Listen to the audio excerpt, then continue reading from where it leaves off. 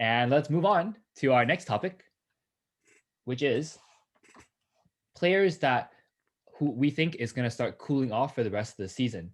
So if you have these players and you believe that they will cool off just like we do, try to sell them high while you can. So I'll hit it first. And this player's already been mentioned in our previous segment. Oh, Brown. So Bruce Brown. if you look at just his last 2 weeks, he's actually ranked the 28th player in Yahoo Fantasy. With the stats 69% from field, 19 points, 5.6 rebounds, 3.2 assists. That's basically like a classic NBA starter. But this guy was not even barely like a role player before all the Brooklyn Nets injuries happened.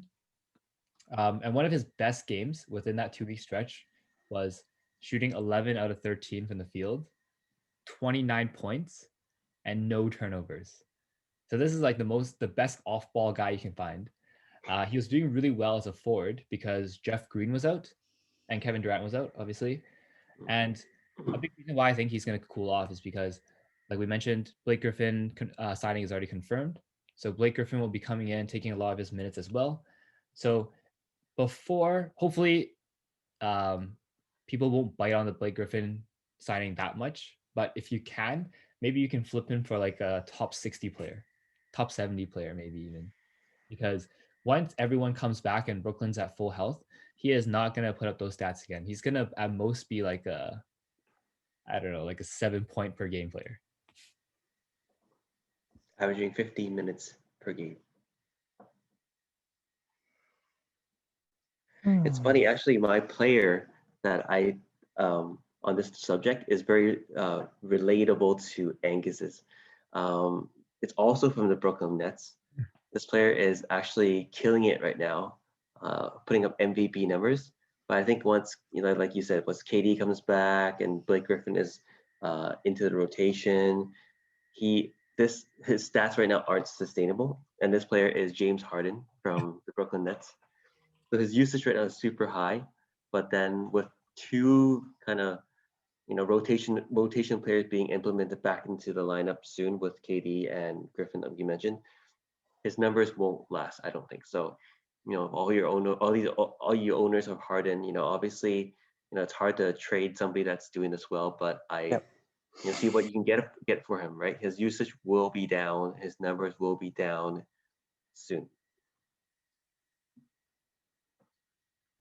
That's actually I completely agree. Yeah. Because part of the reason I think why James Harden is doing so well is because the rest of the team is doing well. Like Bruce Brown has been putting up good numbers. Joe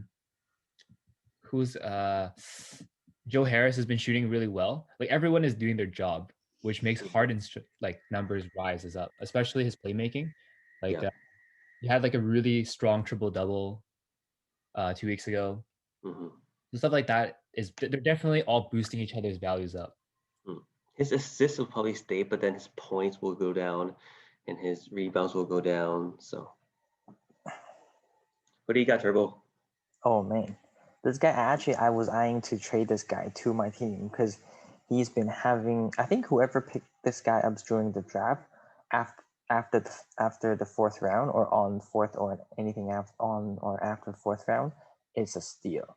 But with speculation of the team is going to be adding another big name, I think his usage rate is going to be the same, but his stats is going to get eaten up as well. And when we're talking about the Boston Celtics, Jalen Brown. Jalen Brown has been having a career season, averaging, a career high of 24 points, 5 rebounds, 3 assists, 1.1 steal, and half a block a game. That is going to take a hit. With this, I think if anything, Boston is going to add a big man. There's a lot of speculation, but then I still think that right now he's still playing well, and then he's also a keeper, so he has a lot of value.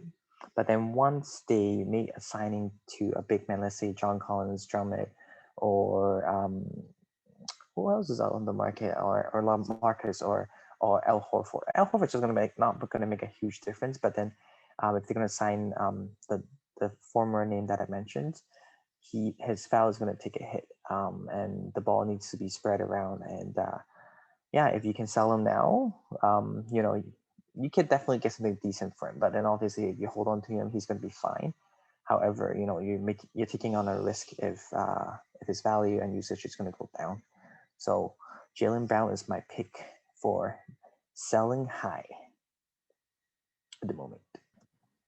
Yeah, I think that's agreeable with potential addition, and also Marcus Smart is coming back for Boston as well after missing like close to a month. Mhm. So he'll take away some of his shots and some of his rebounds and assists. So less playmaking for Jalen Brown. Yeah. And Kemba is starting to play into his form as well. Exactly. Yeah. All right, time will tell as always. And these players, we think they'll cool off just because of these reasons, but who knows? They're doing really well this season, and there's no reason why they can't ride the wave throughout the rest of the season, the second half. So if you have these players, but you have a soft spot for them, maybe don't sell them and ride it out. But if you can get something for a player of like equal or even higher value, we definitely feel that you should try to go for it. So going to keep it short for this week. Hopefully you guys enjoyed, and there'll be more content coming out on our Instagram, so make sure you guys follow that as well.